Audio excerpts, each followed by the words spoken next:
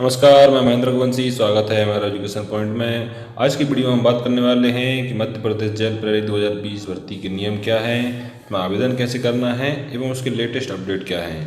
अगर आप मध्य प्रदेश जेल प्रहरी भर्ती के बारे में ज़्यादा जानकारी चाहते हैं और हमारे चैनल पर पहली बार आए हैं तो चैनल को सब्सक्राइब कर लीजिए, बेल आइकन को प्रेस कर लीजिए, जिससे हमारे आने वाले नोटिफिकेशंस आपको सबसे पहले मिलें।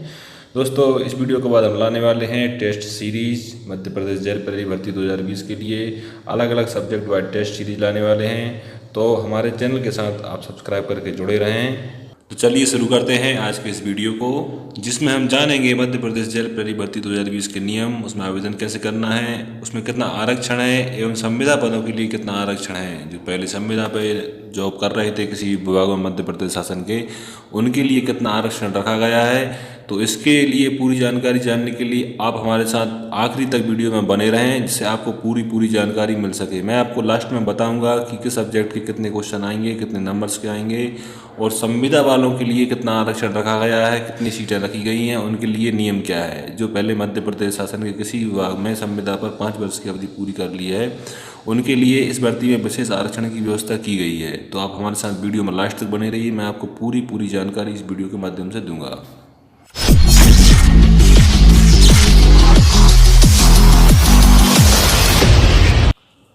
मध्य प्रदेश जेल प्रहरी भर्ती के बारे में जानने के लिए सबसे पहले आपको अपने ब्राउज़र में व्यापम टाइप करना होगा। तो व्यापम की वेबसाइट ओपन हो जाएगी। यहाँ से आप हिंदी एवं इंग्लिश में से एक लैंग्वेज सेलेक्ट कर सकते हैं। मैं यहाँ इंग्लिश सेलेक्ट कर लेता हूँ। उसके बाद आप होम पेज पर पहुँच जाएंगे। आपको लेटेस्ट अपडेट में जेल डिपार्टमेंट प्रहरी रिक्रूटमेंट टेस्ट 2020 लिखा हुआ दिख जाएगा। यहाँ पर उसकी rule book, advertisement, revise rule book दी गई है। हम एडवर्टाइजमेंट्स की बात करेंगे तो यहाँ पर एडवर्टाइजमेंट यहाँ पर क्लिक करेंगे एडवर्टाइजमेंट देखने के लिए। उसके बाद यहाँ पर लिखा हुआ है आवेदन पत्र भरने की प्रारंभिक तिथि 27/7 से फॉर्म ऑनलाइन शुरू किए गए हैं, जो 10/8 तक ऑनलाइन भराएंगे। उसके बाद इसमें आवेदन संशोधन करने की तिथि 27 से शुरू है, तो 15/8 तक आप इसमें संशोधन कर सकते हैं। इसमें अनारक्षित अभ्यर्थियों के लिए 500 रुपये फीस रखी गई है और बाकी सभी कैंडिडेट्स के लिए 250 रुपये फीस रखी गई है। इसकी परीक्षा दिनांक 3 से 10 नवंबर के बीच रखी गई है, जो 2 शिफ्टों में की जाएगी। जिसमें पहली शिफ्ट प्रातः 7 बजे से, दूसरी शिफ्ट का टाइम टेबल 12 बजे से रखा गया है। एवं इस भर्ती के बारे में जैसे ही लेटेस्ट अपडेट आते रहेंगे, हम आपको समय समय पर बताते रहेंगे। अगर आपने अभी तक वीडियो को लाइक नहीं किया है तो वीडियो को लाइक कर लीजिए और चैनल को सब्सक्राइब नहीं किया है तो चैनल को जल्दी से सब्सक्राइब कर दीजिए, ताकि हमारे आने वाले इस भर्ती की वीडियो आपको सबसे पहले मिलें। चलिए अब हम बात करते हैं इस भर्ती के पद नाम, इसका क्या रहेगा, वेतनमान क्या रहेगा एवं इसकी शैक्षणिक योग्यता क्या है। सबसे पहले हम बात कर लेते हैं पद नाम के बारे में। तो इस वैकेंसी का पद नाम है प्रहरी, जिसे जेल प्रहरी के नाम से जाना जाएगा। ये एक कार्यपालक पद है। अब हम बात कर लेते हैं इसके वेतनमान के बारे में। तो छठे वेतन के हिसाब से इसका वेतनमान रखा गया है 5,200, 20,200 प्लस 1,900 ग्रेड पे रखा गया है। सातवें वेतनमान से इसका वेतनमान 19,500 से 62,000 पे स्केल पर है, जो लेवल 4 पर है सातवें वेतनमान में। अगर हम वेतन की बात करें तो कुल वेतन 20-21 हज़ार रुपये के समथिंग इसका वेतन बनेगा। चलिए हम बात कर लेते हैं सीधी भर्ती जेल प्रहरी के जो कार्यपालक पद हैं उसकी कुल कितनी वैकेंसी हैं। इसमें कुल 226 वैकेंसी हैं। इसमें अनारक्षित, EWS श्रेणी, अनुसूचित जाति, अनुसूचित जनजाति, अन्य पिछड़ा वर्ग के लिए आरक्षण वाइज रोस्टर यहाँ पर आपको स्क्रीन पर दिखाई दे रहा होगा। अनारक्षित के लिए कुल 73 सीट हैं, EWS के लिए 11, अनुसूचित जाति के लिए 36, अनुसूचित जनजाति के लिए 45 सीट्स एवं अन्य पिछड़ा वर्ग के लिए 61 सीट इसमें रखी गई हैं। तो कुल 226 सीट इसमें आपको दिखाई दे रही होंगी। इसमें बिना वर्ग, होमगार्ड, भूतपूर्व सैनिक सबको शामिल किया गया है। इसके बाद हम बात करेंगे इस वैकेंसी के सबसे मेन पॉइंट की हम बात करने जा रहे हैं। यह सीधी भर्ती जेल प्रहरी कार्यपालक के लिए संविदा कर्मचारियों के लिए 20% सीट आरक्षित रखी गई हैं इस वैकेंसी में। आगे हम इसके बारे में नियम के बारे में जानेंगे कि ये नियम किस प्रकार रखा गया है, संविदा कर्मचारियों के लिए कैसे 20% सीटों के लिए आरक्षण है और किन संविदा कर्मचारियों के लिए ये लाभ रहेगा। यहाँ पर आप देख रहे होंगे अनारक्षित के लिए 21 सीटें हैं, EWS के लिए एक भी नहीं है, अनुसूचित जाति के लिए 9 सीटें हैं, अनुसूचित जनजाति के लिए 11 हैं, अन्य पिछड़ा वर्ग के लिए 15 सीटें हैं। कुल 56 सीटें संविदा कर्मचारियों के लिए आरक्षित की गई हैं, जिसमें 20% आरक्षण संविदा कर्मचारियों का है। आगे इस वीडियो में हम जानेंगे कि संविदा कर्मचारियों के लिए ये सीटें किस प्रकार डिवाइड रहेंगी और कौन से संविदा कर्मचारियों के लिए इन सीटों का फ़ायदा होगा और उसमें आप कैसे फ़ायदा ले सकते हैं और उसके लिए क्या क्या ज़रूरी दस्तावेज रहेंगे। इसके बाद हम बात करेंगे न्यूनतम शैक्षणिक अर्हता, मतलब न्यूनतम शैक्षणिक योग्यता इसके लिए कितनी रखी गई है। आवेदक को 10+2 प्रणाली के अधीन कम से कम हाई स्कूल परीक्षा उत्तीर्ण अथवा पुरानी प्रणाली से हायर सेकेंडरी परीक्षा उत्तीर्ण होना चाहिए। मतलब अगर आप 10वीं पास हैं तो इस वैकेंसी के लिए आप आवेदन कर सकते हैं। इसमें मिनिमम क्वालिफिकेशन 10th क्लास रखी गई है, जो मध्य प्रदेश या CBSE बोर्ड किसी से भी पास की जा सकती है। अब हम बात करेंगे शारीरिक मापदंड के बारे में। तो पुरुष अभ्यर्थियों के लिए ऊंचाई 163 सेंटीमीटर रखी गई है, महिला अभ्यर्थियों के लिए ऊंचाई 158 सेंटीमीटर रखी गई है। पुरुष अभ्यर्थियों के लिए सीना बिना फुलाए हुए 1300 सेंटीमीटर होना चाहिए। आवेदक की दोनों आंखों की दृष्टि सामान्य होनी चाहिए और उसके जेल की सेवाओं के लिए शारीरिक दृष्टि से उपयुक्त होना चाहिए। अभ्यर्थी को शारीरिक रूप से अपंग नहीं होना चाहिए। अभ्यर्थी में नोकनी, फ्लैट फुट एवं कोई दृष्टि दोष नहीं होना चाहिए तथा चिकित्सीय दृष्टि से योग्य मेडिकली फिट होना आवश्यक है। न्यूनतम शारीरिक अर्हता पूर्ण करने वाले उम्मीदवार ही आवेदन कर पाएंगे। मतलब अगर ये सभी अर्हताएँ कोई पूरी करता हो तो वही इसमें आवेदन कर पाएगा। तो आप ये सभी चीज़ें ध्यान से इसमें पढ़ लें कि अगर आप आवेदन कर पा रहे हैं तभी आप आवेदन करें, नहीं तो इसमें बिल्कुल ना करें। अगर आप बात करें आरक्षण की, तो मध्य प्रदेश सिविल सेवा लोक सेवा अधिनियम के तहत जैसा आरक्षण दिया जाता है सभी वैकेंसियों में, वैसा ही इस वैकेंसी में आरक्षण दिया गया है। अनुसूचित जाति के लिए 20%, अनुसूचित जाति के लिए 16%, अनुसूचित पिछड़े वर्ग के लिए 27% एवं EWS के लिए 10% आरक्षण इसमें रखा गया है। परंतु जिला स्तर के पदों पर सामान्य प्रशासन विभाग द्वारा जारी जिलेवार आरक्षण रोस्टर लागू रहेगा। अगर आप इसकी ज़्यादा विस्तृत जानकारी चाहते हैं तो आप व्यापम की वेबसाइट से इसका रूल वो डाउनलोड कर सकते हैं एवं इसकी नोटिफिकेशन भी देख सकते हैं। उसका लिंक मैं आपको वीडियो को डिस्क्रिप्शन में दे दूंगा। आप उस लिंक पर क्लिक करके डायरेक्ट उस वेबसाइट को ओपन करके पूरी डिटेल्स देख सकते हैं।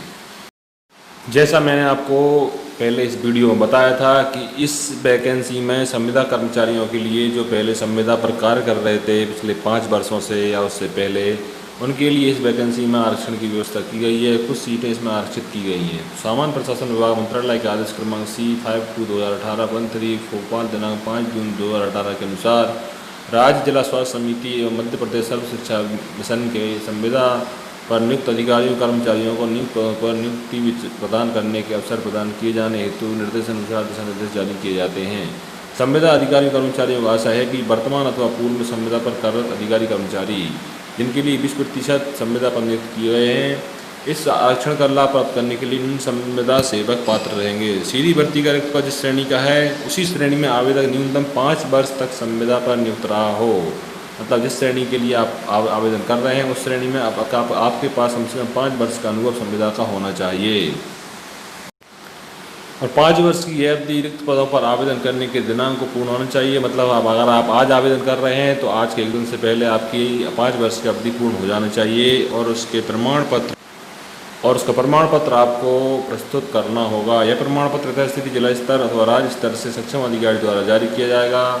सेवा नियमों में प्रश्नाधीन नियमित पद के लिए निर्धारित शैक्षणिक अर्हता अथवा अन्य सुसंगत अनुभव जो वांछित है वह पूर्ण करता हो। यदि किसी संविदा सेवक ने विभिन्न पदों पर कार्य किया है तो उसकी कुल संविदावधि 5 वर्ष होनी चाहिए। मतलब आपकी पूरी संविदावधि 5 वर्ष होनी चाहिए।